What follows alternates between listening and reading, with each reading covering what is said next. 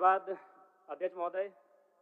मैं माननीय राज्यपाल महामहिम के अभिभाषण की सराहना करने के साथ साथ अभिभाषण के विपक्ष में कुछ बातें रखना चाहता हूं।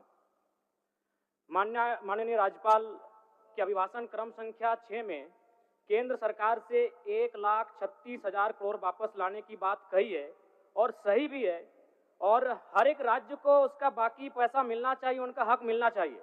लेकिन अध्यक्ष महोदय, मैं आपके माध्यम से सरकार से पूछना चाहता हूं कि राज्य के सभी बैंकों ने मिलकर 2019 से 2024 तक 5,55,018 करोड़ रुपए दूसरे राज्यों को भुगतान करने का कार्य किया है।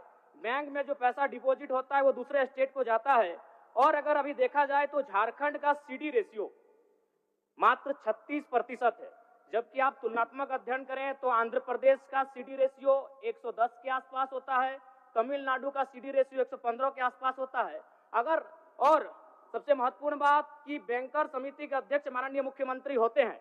अगर इस पैसे को हम लोग बचा के अपने राज्य में ले आते हैं तो लोन के माध्यम से यहाँ के युवा, यहाँ के महिलाओं को अगर निर्गत कराते हैं तो बहुत बड़ी समस्याओं का निदान होगा। इसलिए मैं चाहता हूं कि सत्ता का ध्यान इस ओर आकृष्ट हो।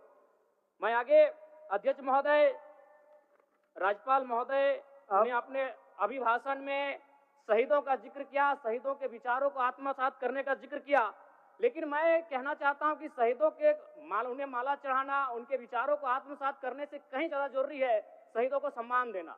मैं एक झारखंड, चूंकि माननीय मुख्यमंत्री भी झारखंड आंदोलनकारी के सुपुत्र, आज वो मुख्यमंत्री हैं, मैं भी एक झारखंड आंदोलनकारी का बेटा हूं, आज मैं विधायक के रूप में आपके बीच हूं, लेकिन आज असंख्य झारखंड आंदोलनकारी के परिवार है जो आज छत बिछत हो चुका है। इसलिए मैं चाहता हूं जिस प्रकार एसटी आरक्षण, ओबीसी आरक्षण और एससी आरक्षण, ईडब्ल्यूएस आरक्षण के साथ झारखंड आंदोलन की लड़ाई लड़ने वाले आंदोलनकारियों के परिवार को, आश्रितों को 5% आरक्षण की व्यवस्था की जाए, ये मैं सदन से मांग करता हूं। अध्यक्ष महोदय, थोड़ा सा और समय लूंगा। अब हो गया जयराम, जब सरकार का उत्तर होना है, अब सरकार, फिर बाद में फिर सेकंड पारी में मौका मिलेगा। मान्यवर 30 सेकंड, मान्यवर 30 सेकंड।